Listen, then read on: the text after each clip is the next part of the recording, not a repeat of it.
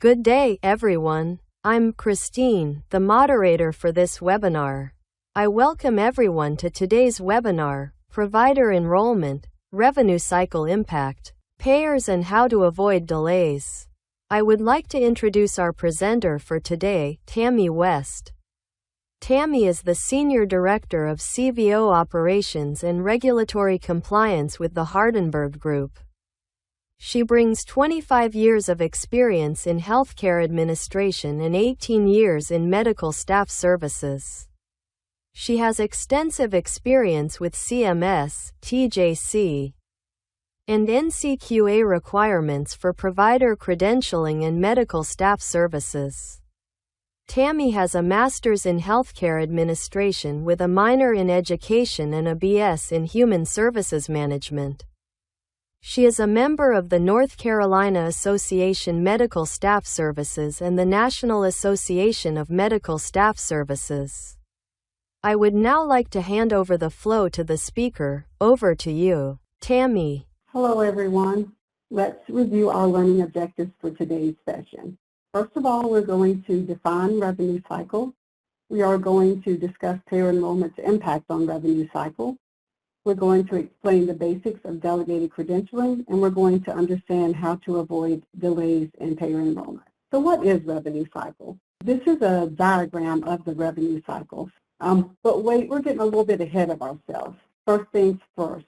So prior to the start of the revenue cycle, the provider is onboarded, then added to the practice or the department schedule.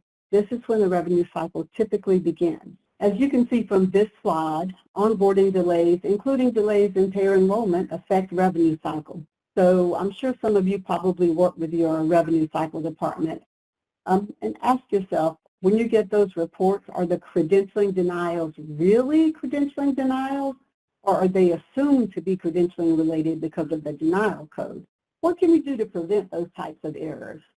Well, we could educate our HIMSS department or our office staff on incident to billing. Okay, so what are some common denial reasons for providers who see patients prior to being enrolled or approved by the health plan? And these are payer enrollment denial reasons. One of the ones that I see regularly is health plan, uncredentialed or unknown provider. Timely filing is another reason that we see. You can always appeal the denial, especially if there was a true patient need. You might win the appeal, especially if you have a contact at the health plan who really likes you and is willing to make an exception in your case. What we're going to do is we're going to do a revenue exercise to determine the amount of lost revenue for a provider who is enrolled with the health plan 3 months after their start date. Okay, so we're going to say the provider was scheduled to start seeing patients January 1, 2025. That is $126,000 in lost revenue.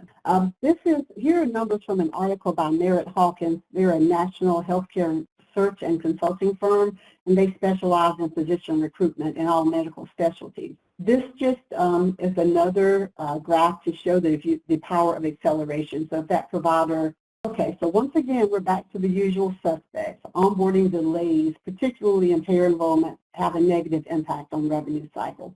Some of the delays are beyond our control, but others are not. So let's discuss ways to avoid delays in the payer enrollment process. One way to avoid delays is concurrent credentialing and enrollment.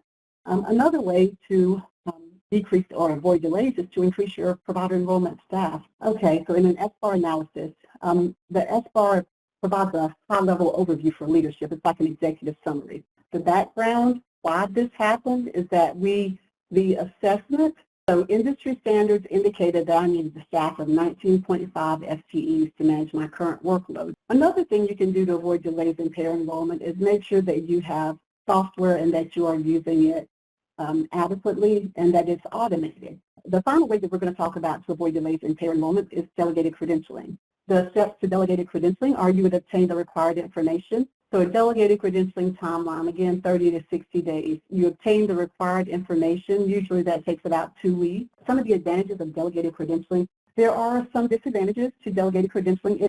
For final thoughts, provider enrollment can be difficult and tedious, but it is absolutely necessary for a healthy revenue cycle. Hopefully this presentation has given you some ideas on ways to improve your payer enrollment process and avoid delays the revenue cycle. That's the end of the presentation. Thank you so much for attending. I really appreciate it. And I hope that this was useful. I hope the information is helpful for you. Thank you, Tammy. That concludes the session for today. Thank you everyone for participating. You may all disconnect now and have a great day ahead. Thank you.